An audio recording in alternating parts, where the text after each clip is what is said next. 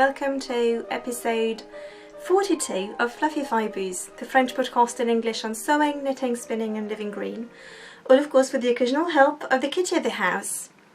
My name is Isabelle and you can find me on Instagram and Ravelry as Fluffy Fibres, and you will find the blog and the show notes for the podcast at fluffyfibres.com. Today is March 19th, 2016, so spring is right around the corner. Tomorrow will be the first day of spring, which I'm so excited about. Spring is my favourite season, and so by the time I post this online, I think this may actually go live, hopefully, on spring day, which is lovely. So I do hope you're all doing really well. I have a lot of things to talk about today because I've been away for 3 weeks, actually, a little over 3 weeks now. So I feel like I have so many things to share. So I'm going to try and not chat as much as I usually do. I'm going to try and curb myself, and also I won't be having the Happy Mail Day segment at the end and with all the things that I've either received or acquired over the past 3 weeks, because I feel that would make for a really long podcast. I did get some lovely things because I went to London. I spent a week working in London at the British Library. This is my souvenir from the British Library, by the way. So I did receive and acquire some lovely things whilst I was there. So if you want to see these, you can find them on my Instagram feed, which is set to private, but as long as you're a fibery friend, as long as I can either see that you're a fiber folk on your profile, or if you just send me a direct message on Instagram to ask me access to my feed, then I will definitely accept you, so do feel free to do that.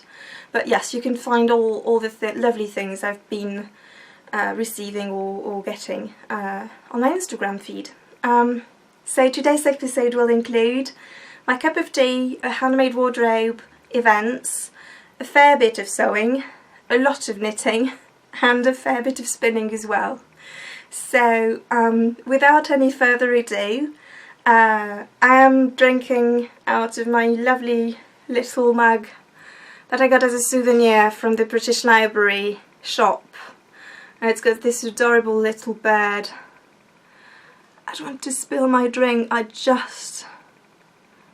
show you later when I've got less tea in there. But there's a little bird inside as well, and it's very cute London scenes, as you can see, under the rain. Absolutely lovely. I really couldn't resist this little souvenir. And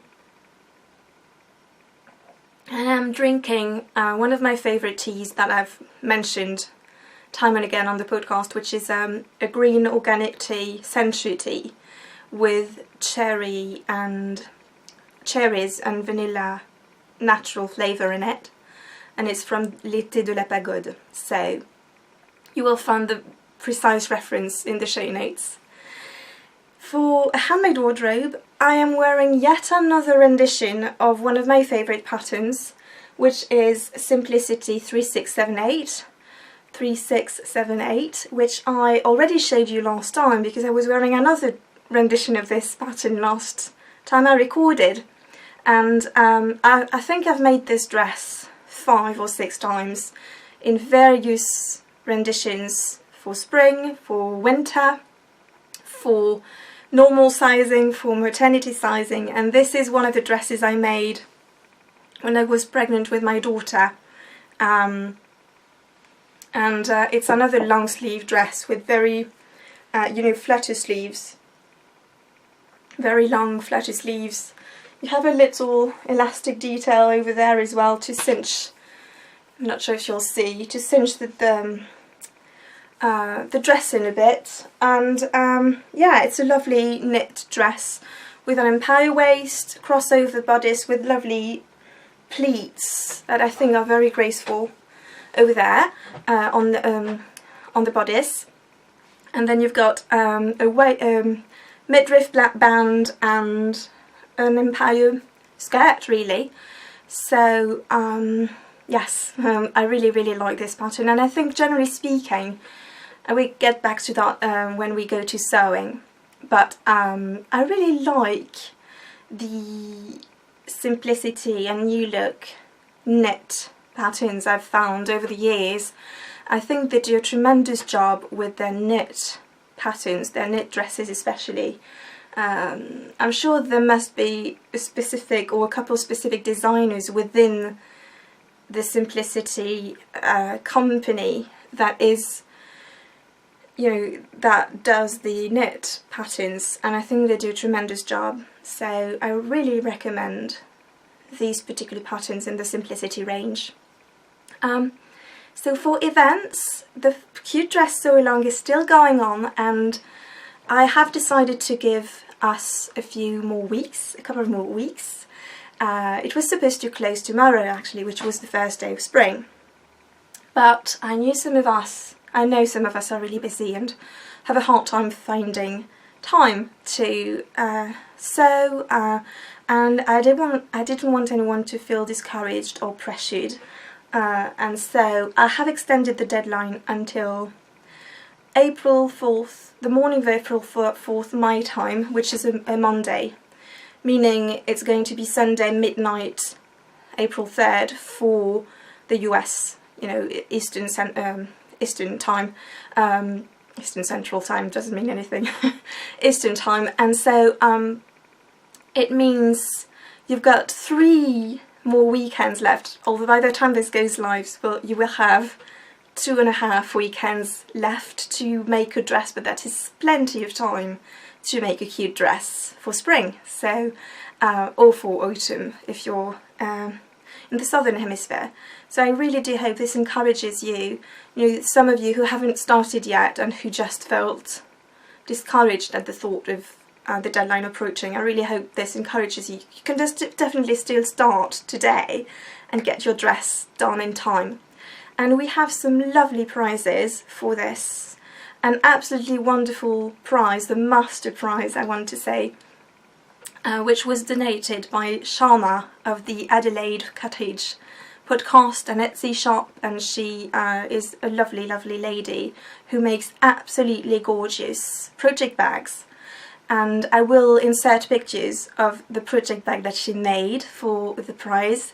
It's absolutely glorious with sewing related prints both inside and outside, and Shana was so generous and thoughtful and asked me if she could, if I wanted her to include a pattern that I particularly liked, a spring dress pattern that I particularly liked, because she was going to go to her fabric shop and they have lovely sales in the US with patterns, and so she got my all-time favourite dress, which is New Look 6557, which I have made so many times and I still wear. That's one of the first patterns I ever used actually, and I still wear my dresses from 11 years ago. I have reworked on them as time went by because my skills have improved, my fitting skills especially, so I have, and also I have changed shape as well. I've tended to actually lose weight over time in the past 11 years, so I actually refitted the dresses as time went by and did a better finishing job with it, which is great as well when you sew, not only do you keep your garments for long, and Kristen just mentioned this on her latest podcast, Kristen of the Yarn Cousin podcast, and that is one of the main reasons why I sew and make my wardrobe, is the sustainability, of course, because you know where your clothes come from, but also because these clothes are precious to you, and so you will keep them for a long time, for as long as you can. And something you have to bear in mind, even if you're a beginner sewist, you can always rework on these garments and do a better job with the finishing. And for instance, these dresses back then, the first 2 dresses I made out of this pattern, I didn't have a serger. I do now, of course. I say of course because when you sew a lot, and you sew a lot of garments especially, having a serger is so useful, and it's something that you will be using so much. And so I serged the seams, you know, years later, years after I finished these dresses.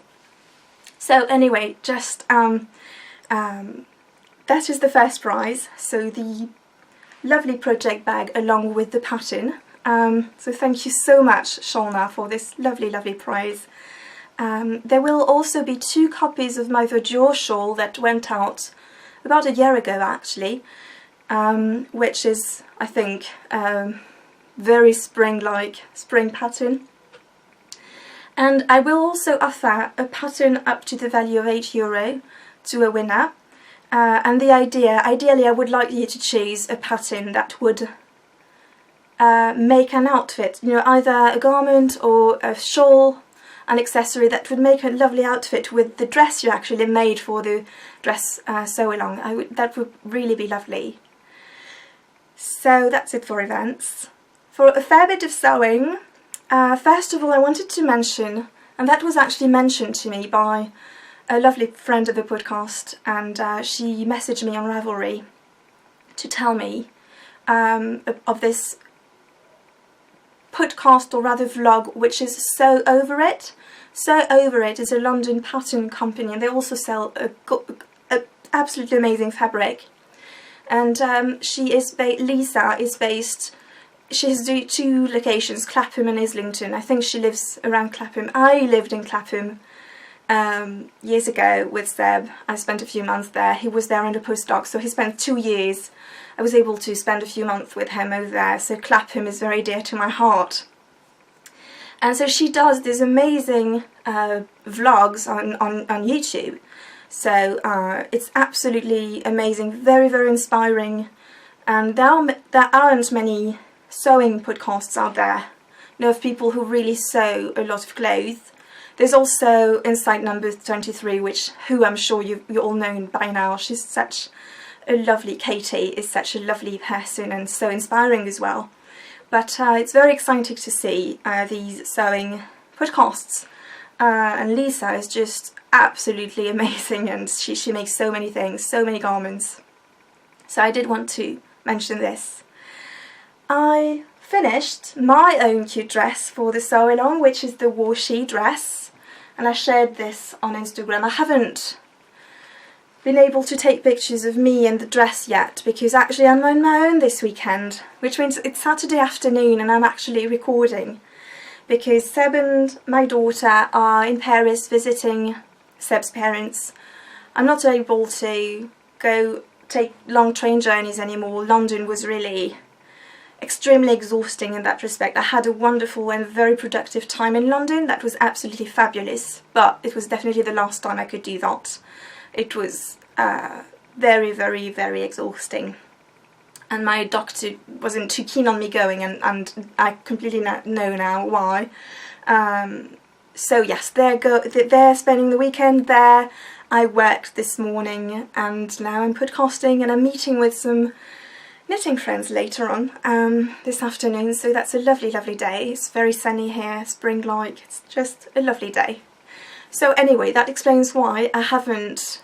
I would like Seb to take pictures of me in the dress, perhaps outside. I haven't been able to do that yet. But anyway, here it is. So I'm going to move back so you can see it better.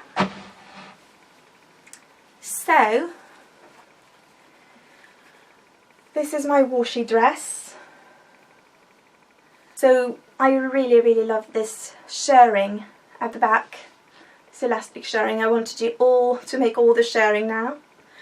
And I'm very happy with this dress. I completely understand now all the hype around this dress, really. I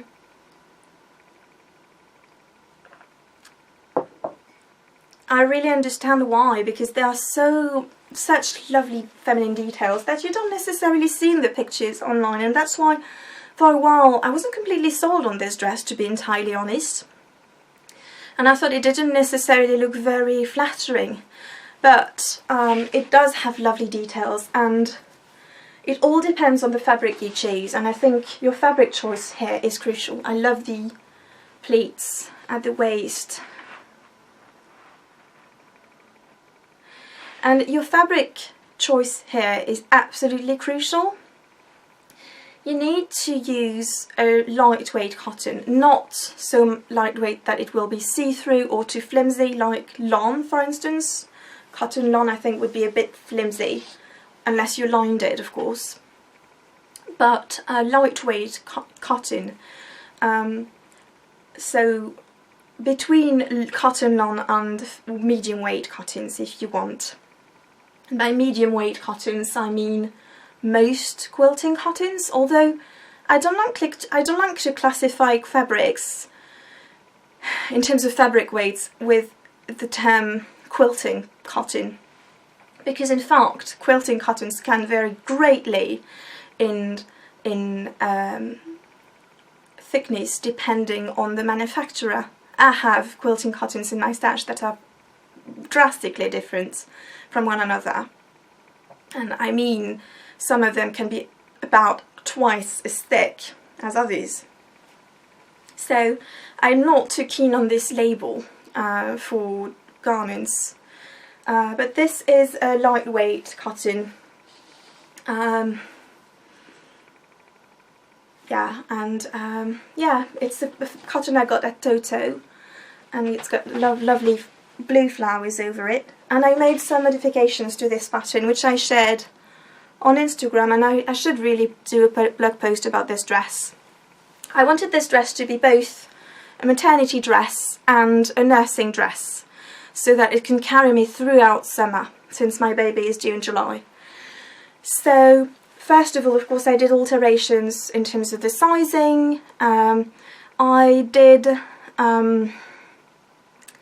an S for the back and an M for the front. I would have otherwise gone with an XS all around for my normal size. And I made some major modifications for the bodice, the top bodice, since I added a zipper, as you can see, an invisible zipper, so that it can open up for nursing. And I, because of this, I also redrew the neckline. The keyhole, lovely keyhole neckline that you have in the washi dress wouldn't have worked well with the zipper, I feel. But on the other hand, the other neckline that you get with the pattern is pretty high, and I felt I wanted something a bit lower that would, again, as I told you last time I podcast, that would allow for more ease in the bust area. That again changes so much when you're nursing, and changes over time, over the month, but also within the same day. So that's why I wanted a lower neckline, so that just there would be more room really to breathe, more ease. And also because of the zipper, I changed the finishing technique on this, and I did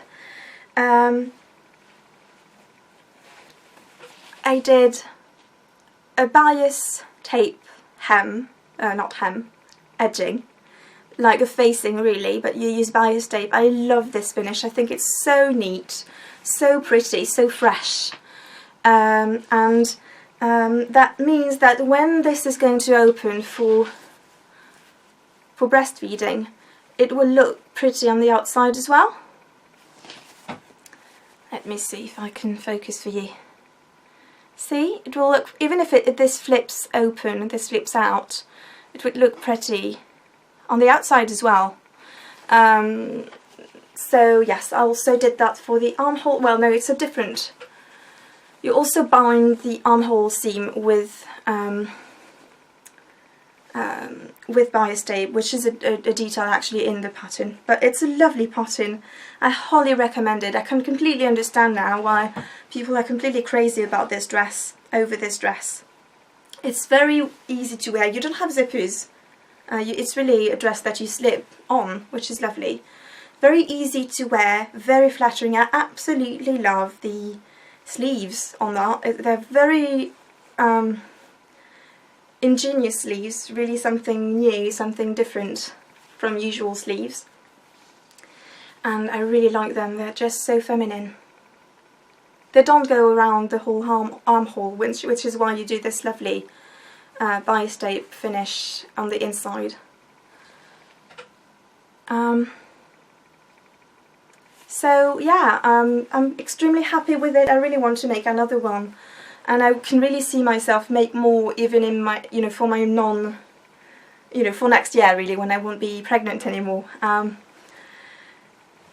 Yes, it's a very lovely pattern. The instructions are spectacular, really, so this is a perfect pattern for beginners, because you do have sleeves, but they're so easy to make. They're not satin sleeves, so that's very, very easy. You don't have a zipper insertion, so that would be a great candidate for a first dress, actually. So yes, absolutely lovely pattern washi dress by Ray Hoekstra. Thank you, Erin, for correcting me on the pronunciation of Hoekstra. Erin of the Holland Handmade podcast.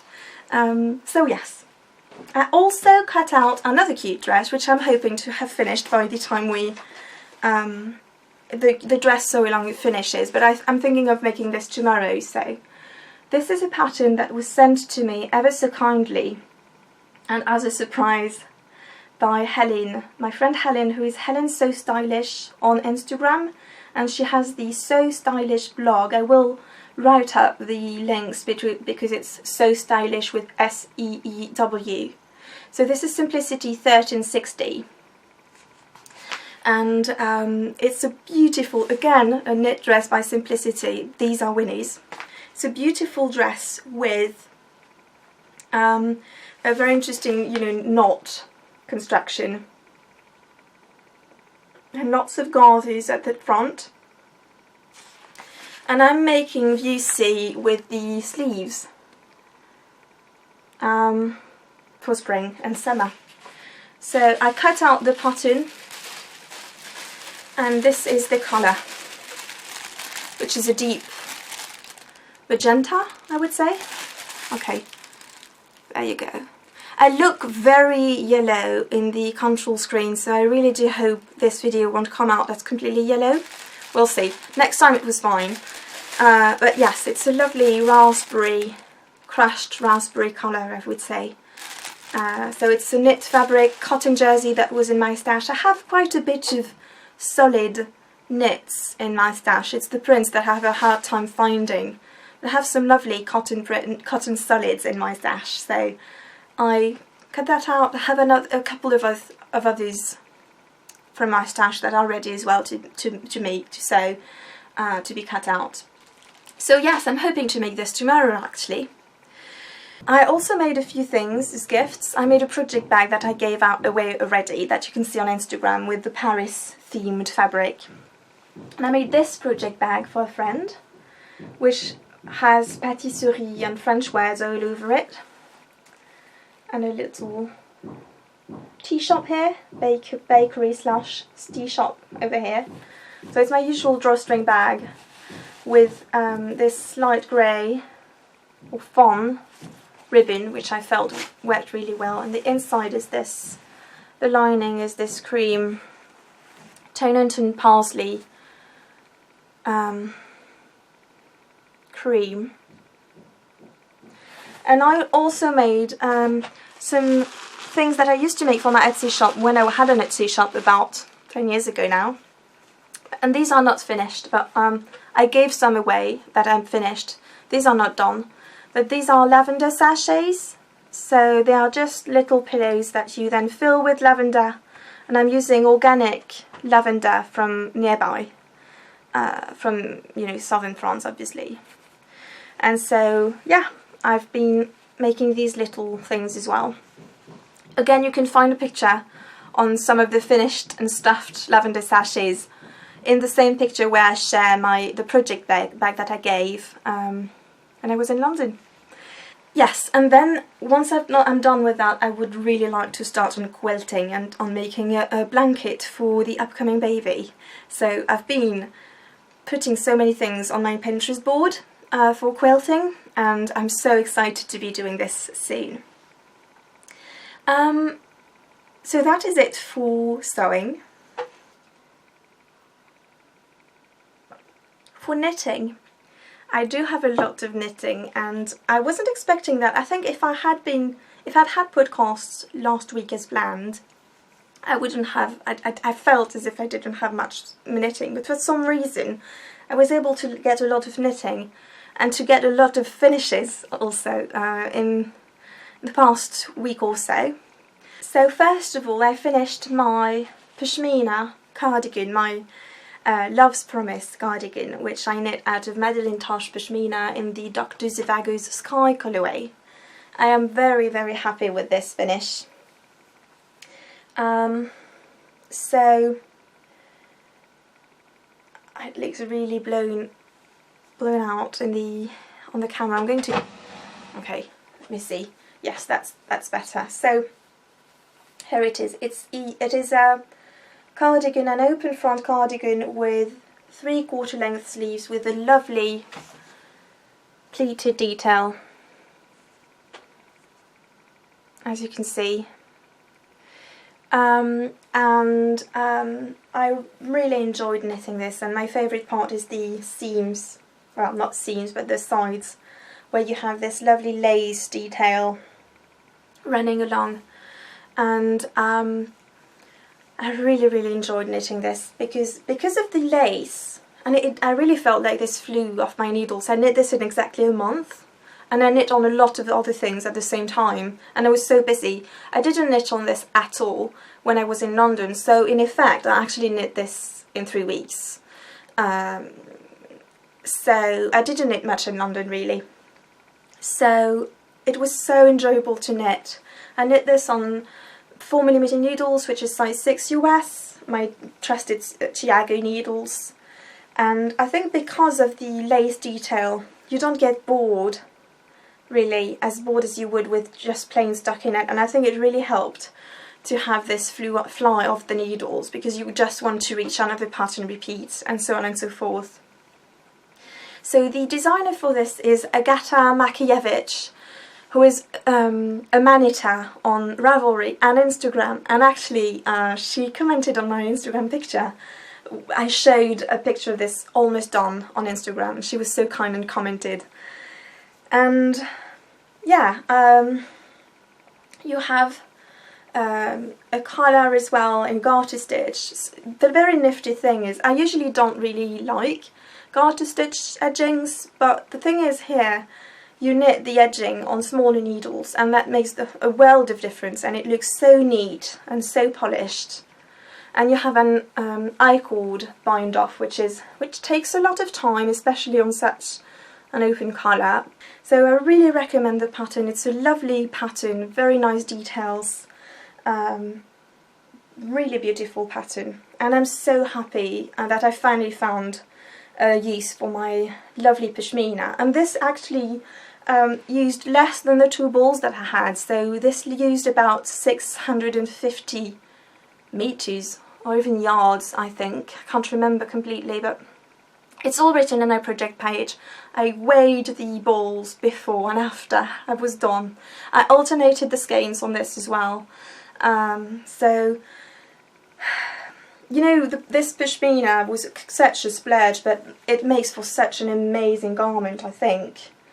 And you can really, I'm completely sold on the idea of knitting garments out of special hand-dyed yarn. It just makes such a gorgeous garment, and it really makes your knitting shine. So yes, I'm very, very happy with this. And so this is going to make an outfit with my washi dress, actually, because it's a grey with a blue undertone. It's absolutely gorgeous. So it will work well on this, and you do have a bit of grey in the print here. Let me see if I can show you better up close. Well, no, because it's going to be blown out. Yeah, I hope you can see that. But it really works well. I think it's going to be a perfect spring outfit. So that's my first finished object. I also finished, yesterday actually, I finished my minty socks. Which I call my London socks because effectively I cast them on the Eurostar to London. I knit that's the only thing I knit in London in the evening when I was back from work. And I actually knit a little on these when I was with Danny, which is so special. So that will be a lovely memory linked with this. I was fortunate enough to meet Danny in London, and she was so kind and spent an afternoon with me. You know, took the train and spent an afternoon with me. We had the most amazing time, and we knit a little. We had lunch together and we knit a little whilst waiting for our meals to come. So these are Knit Picks Felici in the minty colourway, and they were a gift from my friend Gabby Knits on Instagram, and I love them. I really love them. I almost finished them on the way back to London, from London, except I was very hesitant as regards the toe, so it took me a week to just make the toe on both, which is completely ridiculous. But if not 10 days actually, I really wanted to, as you can see, I really wanted to make the most of the stripes, and I'm very happy in that you actually have 2 whole stripe repeats. You start with the grey, then you have the dark grey. This is not black, this is dark grey actually, charcoal grey, blue, grey, mint, grey, dark grey, light grey, blue, mint, and then again the dark grey for the toe. So I really wanted to have the dark grey for the toes, so it implied thinking, a fair bit of thinking, and I really love the fact that these are perfectly, you know, that you have the whole stripe repeat twice in here. And so I did my first rounded toe on these, inspired by Danny actually, who mentioned this on her podcast a few episodes back, quite a few actually. But I'm very happy with this toe decrease. It's very cute and I really like it. I think it fits my foot well because I have very short toes actually. So these are great for me, and I think it makes for such a cute toe. My other first is the Fish Lips Kiss Heel. This is my first Fish Lips Kiss Heel, and I've been wanting to try a Fish Lips Kiss Heel for ages. And so for that, I actually, what I did is that I counted the number of rows per stripe, and so that was 12 rows. So I knit 6 rows from the light grey, stopped, took some dark grey from the other side of the ball, knit the heel, and then continued to knit the other half of the stripe. And I've been wanting to make a Fish Lips Kiss Heel for a long time because I think it's so pretty. And again, Danny's socks have been inspiring me. She posts lovely pictures of her socks with contrasting heels in the Fish Lips Kiss Heel. So I'm glad I finally tried this, and it's a great pattern. It's very interesting to see the way you do your wraps, and it's very, very clever. However, I will be completely honest, and I really think this is a lot less comfortable, to me at least, than my usual heel flap and gusset. So I think in the future I will be doing my heel flap and gusset more, because that's really something that I like really to wear. It's a lot more comfortable in my opinion. So, but I'm glad I'm glad I tried it, and I'm glad I learned this pattern who everyone talks about all the time. But it's not really for me in the end. But it's good to experiment and to learn new things, don't you think? So, next up, I cast on and almost finished actually a Hippo by Susan B. Anderson. So, if you've followed the podcast for a while, if you know me a little, you know I have lots of nephews and nieces, and one of my youngest nephews, my brother's son, who is 20 months, so not quite 2 years old now, he sadly was born with a serious heart condition. So they've known that for a year now, and the idea is that he needs to be operated on, but the doctors wanted to wait as long as possible until he was operated on, because ideally until he was at least 3 or 4, because it's a very serious procedure, very heavy. You know, the bigger the child, the safer it is, obviously. But as it turns out, last time they had a checkup, it really was too. The hole is too big, basically, and it impedes his growing too much. So he had to be operated on in the spring. You know, once all these winter sicknesses, less likely to happen, really. So I got the date of his operation a week ago, actually, and so I immediately cast on for this little guy. I asked his parents what his favourite animals were, what his favourite animal was, and they replied lions and hippos. And I've always wanted to do the hippo in the Susan B. Anderson's book, so I want to knit this finish this as fast as possible, and to send it out to him before the operation, so that he can have this little friend with him in the hospital. He's going to have a long stay in the hospital, recuperating after the operation as well. So, in case you're not familiar, but I'm sure you're all familiar with this book, this comes from Itty Bitty Toys by Susan B. Anderson. I've had this book since I got it when I was expecting my daughter, actually. And I only knit the curly snake out of this, which is completely ridiculous, but I'm very intimidated with toys. I'm not a toy knitter at all. I find them pretty intimidating, really. But that completely, knowing that I absolutely wanted to knit him a cuddly toy, that completely took care of my fear, really. So I'm knitting this out of Cascade 220 heavies. The dark blue is, well, it's not really dark, but well, it is dark. It's a teal blue, which is the satin, and the light blue that I'm using for the paws is Summer Sky Heather. And this is non-superwash, because I think it's even more cuddly. I really hope it won't bother the mother too much, actually. But this is from Old Stash, and I always feel very... I'm glad I was able to find some things from my stash for that. And this is back when I was knitting sokus for my daughter to go over her cloth diapers. And so I had 2 coordinating balls to make, you know,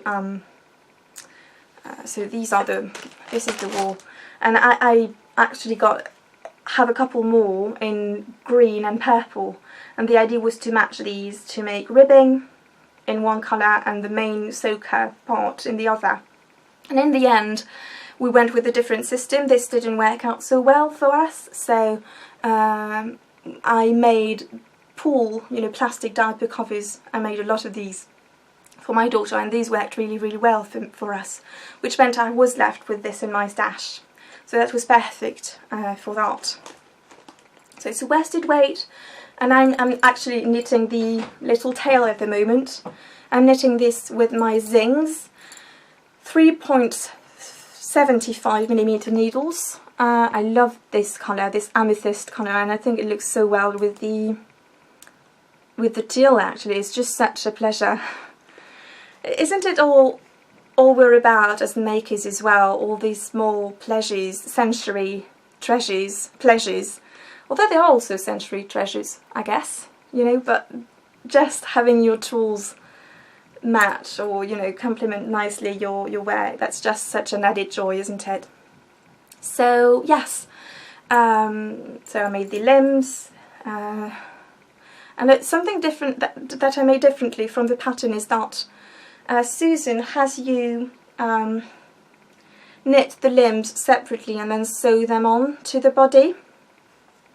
But I found in one of the project pages by Tupadzi, and you can find this in my project page in my notes, she actually cast on the pieces directly onto the body, which I did as well. I think it makes for a lovely finished object in this respect.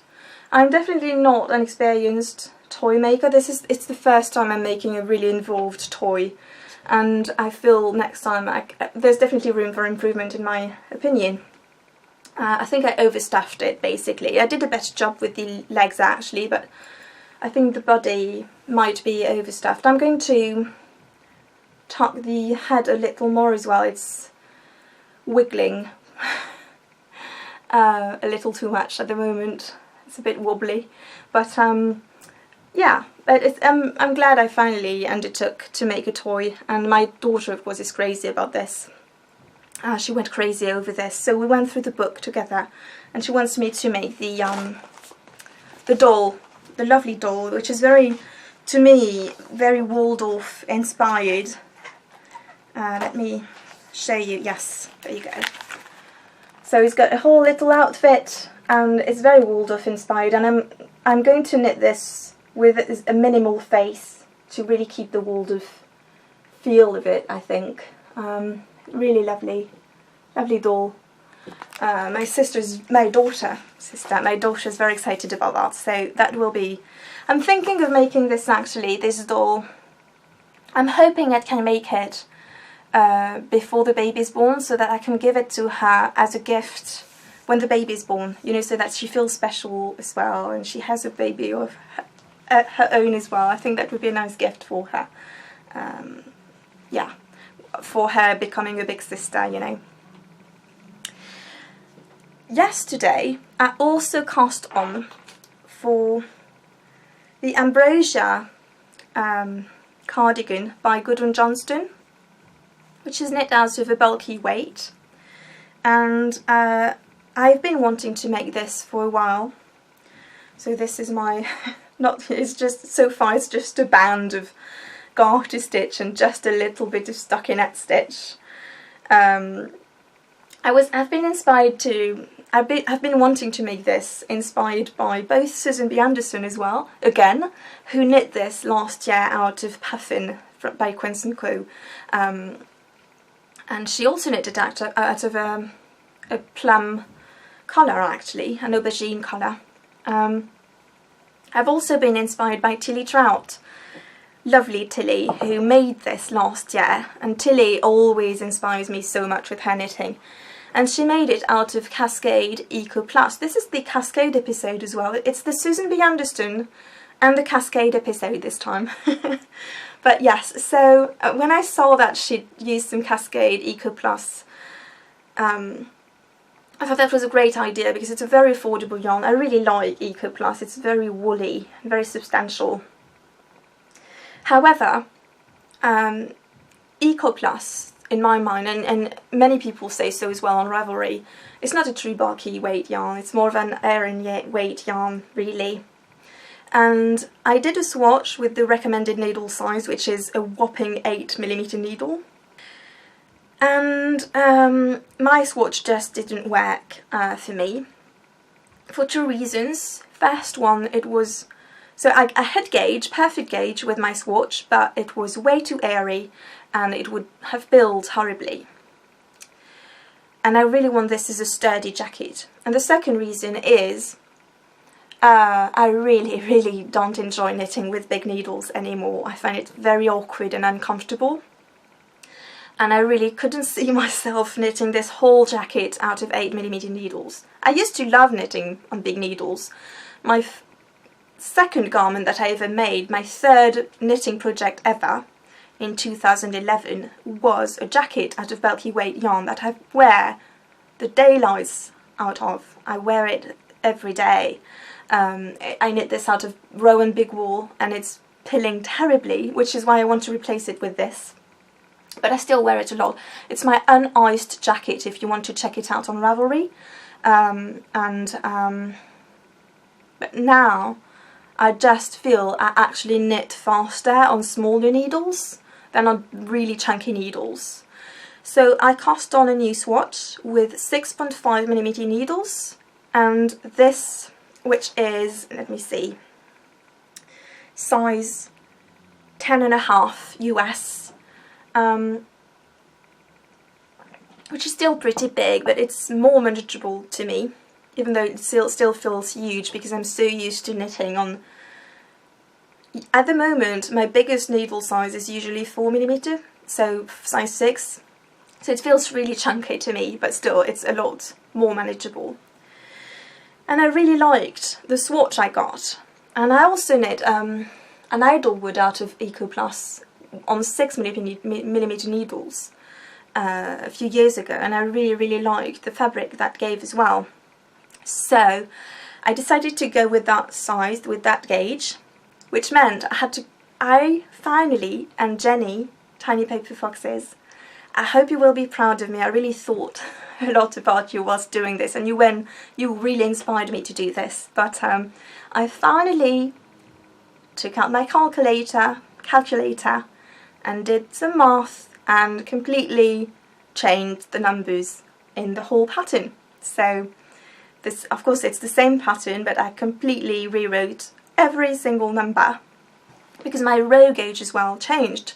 So I had to rewrite the number of rows that I had to knit per increase, for instance, and also the cast on number, etc, etc. And so far it's working. So far I'm reaching the size I should. I'm actually knitting this to reach towards a 35-inch finished garment, because I want this as a jacket. So I want some good positive ease in that. Yes, so I'm very proud to be finally making a garment that matches my gauge and that I rewrote, you know, that I did some math for.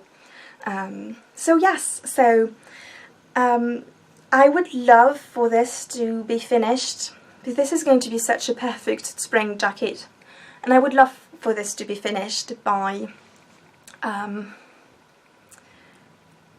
late April, because in late April we're going on holidays in our favourite little spot not far from here on the riverside, and my best friend is coming over as well, and I think this is going to be such a perfect jacket for this time. So this is why I actually cast on this now, and yeah, that's a great impetus to get this done really in the next month or so.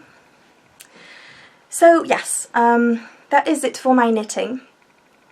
Just very briefly, I just want to mention my next project, because I'm so excited about it. My next big garment project for me after this will be from the Interpretations 3, which was the one thing I absolutely wanted to get in London. I really wanted a hard copy of this book because it's such a beautiful book. I love both Haughey's and Vera Vanimaki's designs, generally speaking, and I've loved all of their interpretation volumes, but this one is definitely my favourite, and I really want to, I mean, I could see myself knitting every single design in there.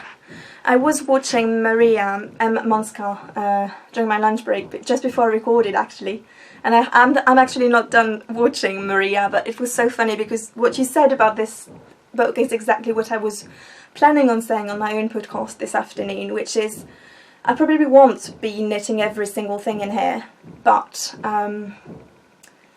I do hope you're not too bothered or you can't hear too much of the banging, but our neighbours downstairs are completely destroying the whole place and redoing it, so it's been a noisy couple of weeks, let me tell you. Anyway, I do hope it won't come out too loud in the recording.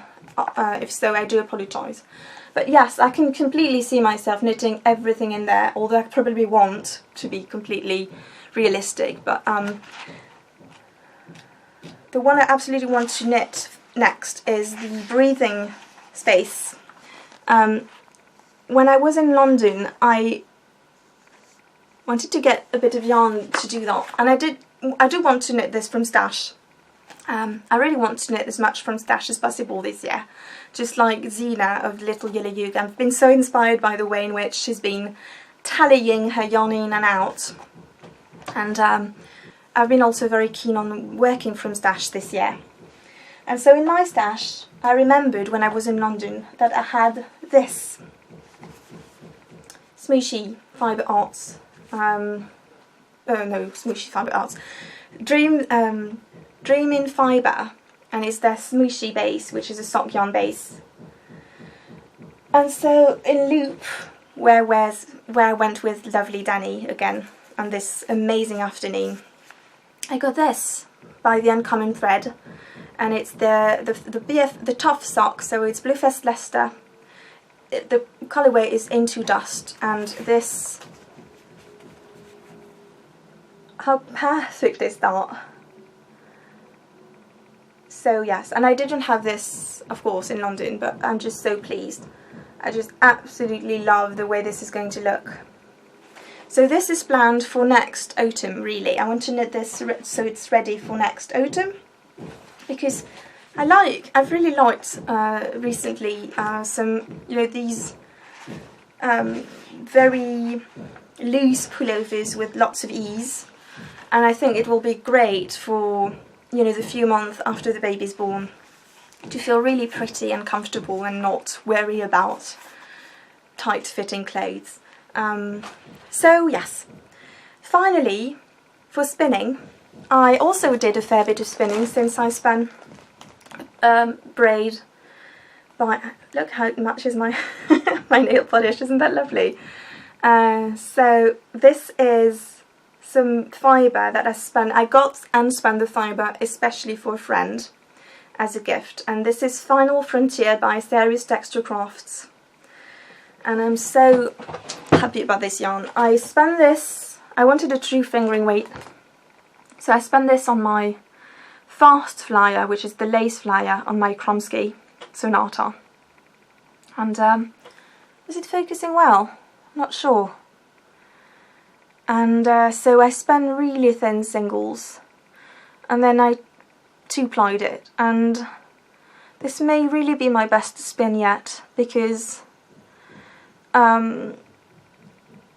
if I compare it with the hand spin I made towards the cardigan for my baby that I showed last time, and I told you it was a little bit ropey, this isn't ropey at all. So I think it's got just the right balance between twist, nice twist, but not too much twist, and so